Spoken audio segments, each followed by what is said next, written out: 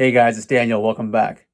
The following is from Jim Morrison, Life Death Legend by Stephen Davis. I have a lot of Doors and specifically Jim Morrison videos on my channel. If you want to help me make more videos, the best way to do so is to subscribe to the channel. Thanks for watching. Quote, Jim Morrison was having trouble sleeping. He kept dreaming, he told his girlfriend Pamela, about napalm, the flaming jellied gasoline that Americans were dropping on Vietnamese villages. In the recurring dream, he couldn't rub the stuff off as it burned through his flesh. The Vietnamese couldn't either. Jim began drinking more, he said, to help him fall asleep at night. In January 1967, the Vietnamese communists, noting the contradictions and dissent in the policies of their American enemy, began a counter-escalation of their own. Viet Cong and North Vietnamese army units began probing American defenses in preparation for the major offensives that would happen later. America's intervention in the Civil War in Vietnam was turning into a bloody slaughter, televised nightly. Napalm turned the jungle into wasteland. VC dead were displayed like trophies as they were dragged from their caves. Young Marines torched reed-thatched villages with their Zippo lighters. It was disgusting, grotesque, and very un-American. Jim Morrison numbly watched his brutality and violence unfold on the TV in his motel room and then took notes. President Johnson ordered more American soldiers, most of them teenage draftees, into combat in Vietnam. As the war got hotter, and as more of these kids came home in body bags, America began to writhe in bitterness and turmoil. The underground art movements of 1966 became the counterculture of 1967, as a great mass of the post-war generation turned away from the corporate mainstream in disgust. The Doors' first album became part of this, released around the same time as strong debut records by Buffalo Springfield, Eric Clapton's band Cream, the Jefferson Airplane, and other San Francisco bands. Jim liked Surrealistic Pillow, the Airplane's record, and the Doors would often appear with them over the next 2 years. The Airplane was a leading band of the San Francisco sound, a cohesive movement of about a dozen bands that played the city's electric ballroom circuit in front of throbbing psychedelic light shows, pounding out acid-soaked hard rock whose message was implicitly anti-war. By contrast, the Doors weren't part of any movement or grouping of LA bands, such as the Byrds and Springfield, whose members came out of commercial folk music. The Doors were jazzers, Coltrane fans, and their singer was a post-beat poet. The Doors were unique unto themselves, a democratic band. At Jim's insistence, all the money and writing credits were split equally among the 4 musicians, and all decisions concerning the group had to be unanimous. Through most of 1967, the Doors would use this outsider unity to drive their fast and furious rise to national fame on the strength of their powerful music, dark vision, and charismatic singer. Jim Morrison was about to blow America's mind during an action-packed year of hard work, constant travel, chaos, and adventure. Jim hated television with all the passion of a film student, but he was still fascinated by its power to instantly communicate to millions. On New Year's Day, as their first 45 RPM single, Break On Through, was released, Jim made his broadcast debut on Shebang, a local LA teen dance show produced by American bandstands Dick Clark and hosted by disc jockey Cassie Kasem. Miming lamely to a tape of Break On Through, the Doors looked like bored collegian mods, and Jim hardly bothered to dramatize the song. But Elektra's marketing people were plunging the Doors hard, and the band felt obligated to cooperate. They were photographed in the scaffolding of the huge new Doors billboard that dominated the section of Sunset Boulevard near La Cienega. This was the first time a record company had sprung for one of these giant outdoor ads, which usually featured movies or cigarettes, and signaled to the record industry Elektra's unusually strong commitment to a new group. The billboard, which also signified that Elektra itself was now a major player in the music biz, magnified Guy Webster's cover shot from the Doors and proclaimed, "Break On Through with an electrifying album." Jim and Pam first saw the billboard the night it was unveiled, spotlit in the early winter evening. Stunned and then bemused at seeing himself magnified like a demigod above the legendary Sunset Strip, Jim didn't say another word all night.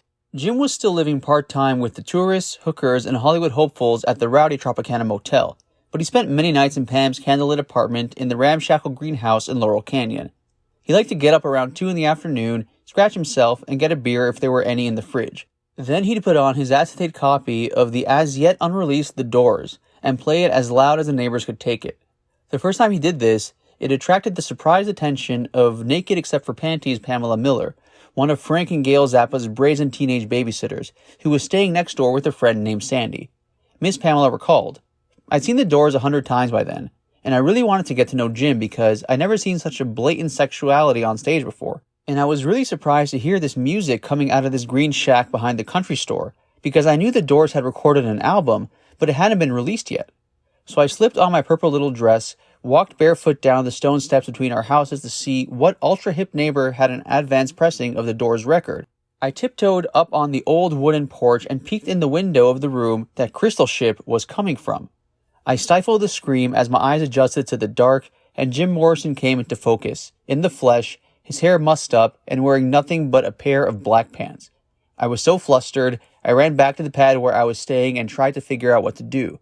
A little earlier, I'd been given a quart bottle of a tranquilizer called Trimar by the bass player of Iron Butterfly, who had a day job working in a hospital.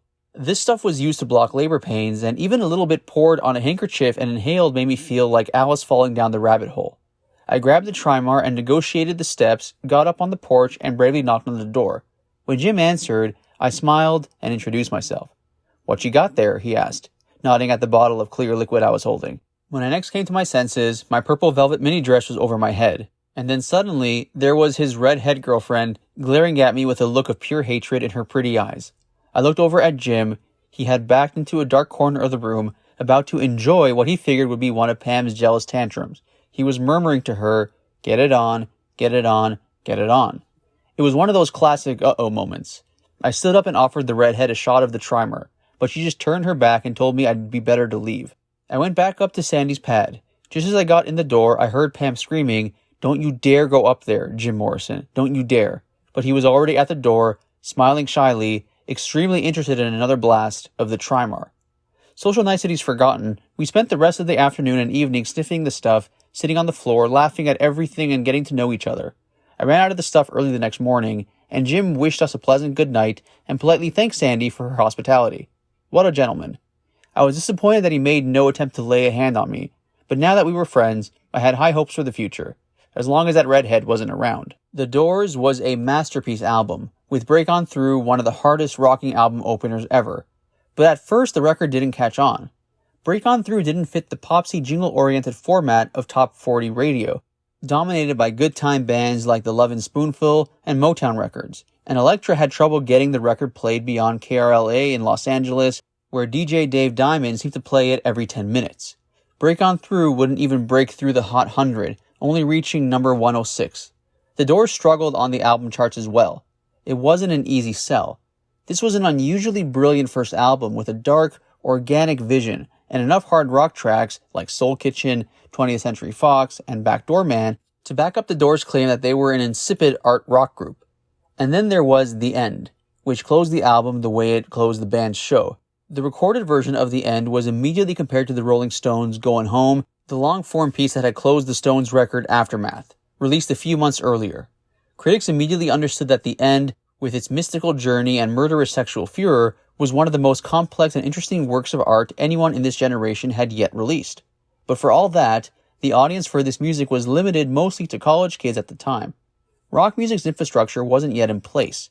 The new American FM stations programming freeform radio, which began playing album tracks as an antidote to AM Top 40 radio, were still confined to the progressive cities like San Francisco and Boston and a few college towns. The rock press was in its infancy, with only the Village Voice in New York and the New Rolling Stone in San Francisco writing seriously about rock music. If The Doors was slow to find its place in the emerging counterculture, it was only because the album was actually helping to create the culture while trying to infiltrate it at the same instant.